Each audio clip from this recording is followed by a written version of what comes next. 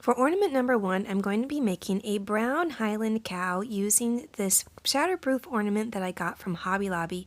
I'm using my Americana milk chocolate paint because it happened to be the perfect brown color, and I just squirted a whole bunch into this clear plastic ornament. Now, believe it or not, I've actually never done this before, but it worked out really well. I did end up having to put in even more just so it would go a little bit faster. It's kind of slow moving, but after coating the entire thing, I set that to the side and started to make the hair for the highland cow, making a really loose pom-pom ball. So I just wrapped the yarn around and around my hand, and then once I thought it was thick enough, I removed it and then tied it nice and tight. Now, I didn't want it to be too big of a pom-pom because you know how highland cows' hair kind of drapes down over their eyes. So I just made a really small loose pom-pom ball, tied it in the middle, and then cut off the edges.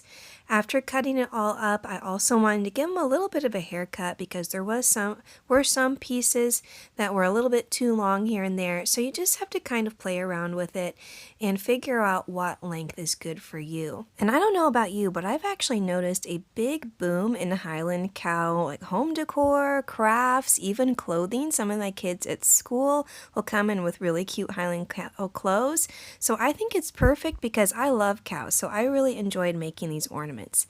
Now I took this brown piece of felt and I'm making the ears. Now normally I would probably make a template out of paper and then trace around it. Also that way I could reuse the template over and over again to make multiples. But today I was just kind of feeling like cutting some out, kind of winging it. So I did the brown on the outside and then I did a nice tan for the inside of the ears, just repeating those steps.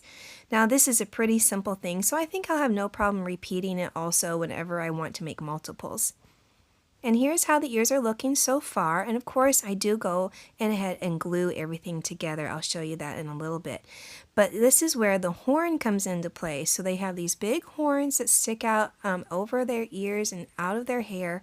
So I just kind of folded the white felt in two and curved it to make a nice horn shape. I also wanted to cut it in two so I could place the horns where I needed them, and everything came together really well. It really was a really simple craft. After getting all those pieces kind of cut out, I then went ahead and put the metal part back on, and before you glue anything together, you do want to put the string through the hoop because the hair of the highland cow does kind of get in the way. So putting plenty of glue onto the pom-pom ball, I also figured out where I want it to be placed and then just stuck it right there in front of that metal piece. I also went ahead and assembled all of the ear pieces together, and I also ended up making the nose out of felt. That will come in a little bit. I separated the hair area and glued just a little bit on the sides of the ear and also at the bottom so that it would attach to the plastic ornament and also a little bit to the yarn, and it really stuck really well. Even though it's sticking out, I don't see any problem with it coming loose or popping off. I did the same thing with the other ear, and then the horns, I actually glue them to the back of the ears so you can place them however you want. If you want them angled up more or down, you can just take a look at it and figure out what looks good to you. And this is what the ornament is looking like so far. Now for the nose, I did decide to make a template out of paper because I just thought it was such a specific shape. This would help me make multiples of the nose. I traced around it with a ballpoint pen, and I'm using the same color felt as I used for the inside of the ears, just so there is some matching colors. And then I went ahead and cut that out. Now I did decide to also make some eyes using felt. Most of the eyes are covered up, but he looked a little funny without eyes, so I did want to give him some eyeballs.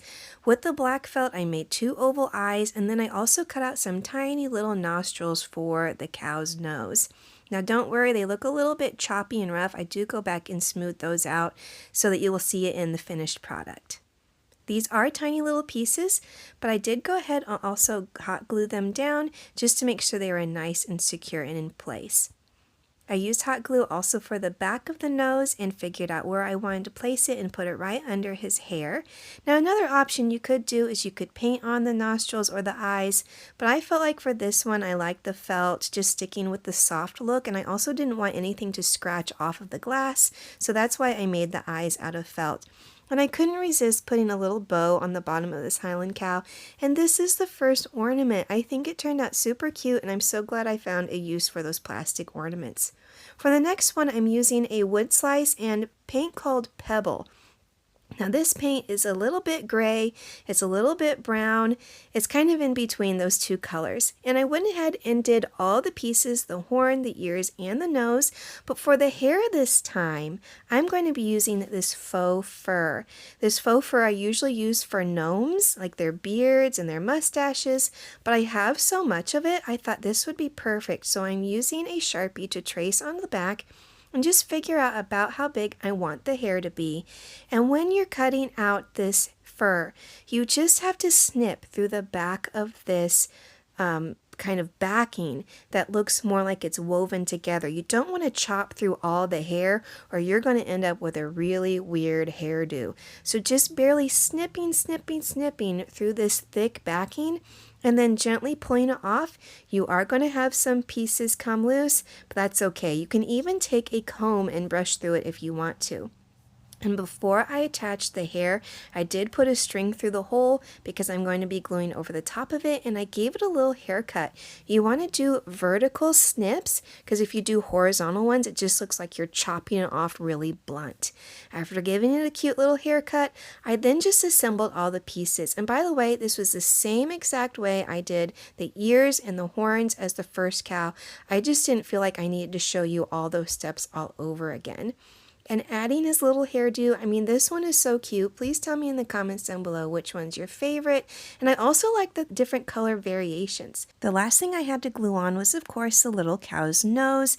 And even though this is a smaller ornament and you don't really see much, I did put some little eyes under there. And I just painted those with my Posca pen. And this is the second ornament. They are so cute. I think they're adorable. I'm definitely going to make more for whenever I have other craft shows in the future. And if you enjoyed this video, don't forget to like, comment, and subscribe. Thanks so much for watching, and I'll see you in the next one.